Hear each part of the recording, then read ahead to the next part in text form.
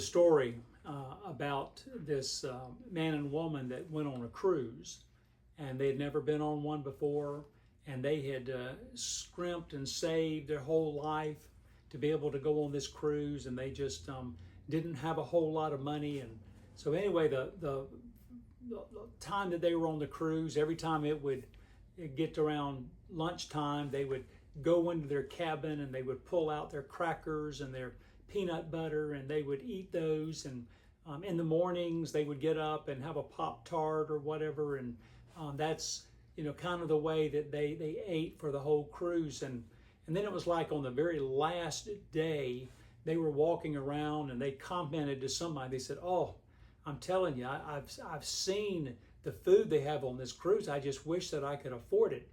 And the person said, "What do you mean, wish you could afford it?" And they said, "Well, we can't afford that type of lifestyle, so we've just been eating crackers and so forth." They said, "Don't you realize that all of the food on a cruise is already paid for? It's a part of the package. In other words, you could have eaten any of this food that you wanted. It's included on the cruise." And the couple just couldn't believe it. Well, my name is Richard Coleman, and I'm the pastor at Shepherd Church of the Nazarene in Lexington, South Carolina, and it's great to spend just a few moments with you today. Been looking in Genesis and kind of looking about how the early days started, and we get to the place where people have been on earth for hundreds of years and they have just kind of forgotten about God. There's only just a few that still really believe in God. God decided that he was going to just get rid of all these people and just start over again. And so he chose Noah. He realized that Noah loved him and was a strong leader in his family and was trying to lead his family in the right direction. And so, as you know the story, he had Noah build a boat. And the whole time that Noah was building this boat, and it took a while because it was a big, it wasn't just a boat, it was a ship. And the whole time as people would come by and Noah would talk to them, explain to them the importance of what God was doing and the importance of living for God.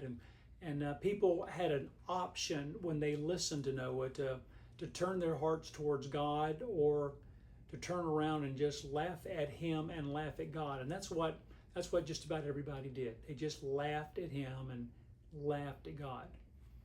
Well, when it came time to get on the boat, Noah and his family got on, and anybody that wanted to could have gotten on that boat. It was a free ride. It was an opportunity to be able to save them and their family. But God gave each one of us free will to make the decisions about whether we wanted to live for God or not. We have the choice whether we want to go to heaven or not. I mean, it's God left that up to us. And these people decided they didn't want to. Everybody else was laughing at Noah, so they'll just laugh at Noah and walk away, and then they can be a part of the most popular crowd. But one day God shut the door to that big ship.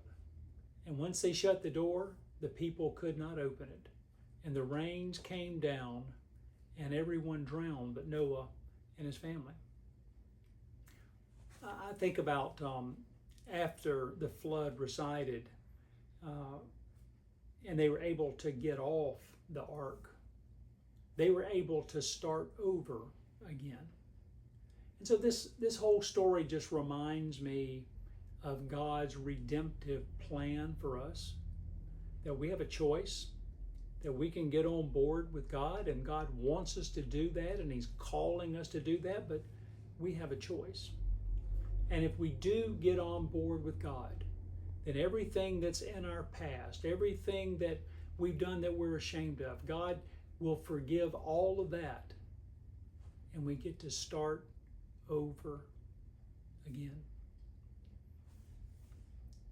John recorded in his gospel, John chapter 3, verse 16, "For God so loved the world that he gave his one and only Son, that whoever believes in him should not perish, but have everlasting life. That is what God wants for you. Well, may the Lord bless you and keep you. May His face shine upon you. May you truly live for God this week. Thanks for taking the time and viewing today.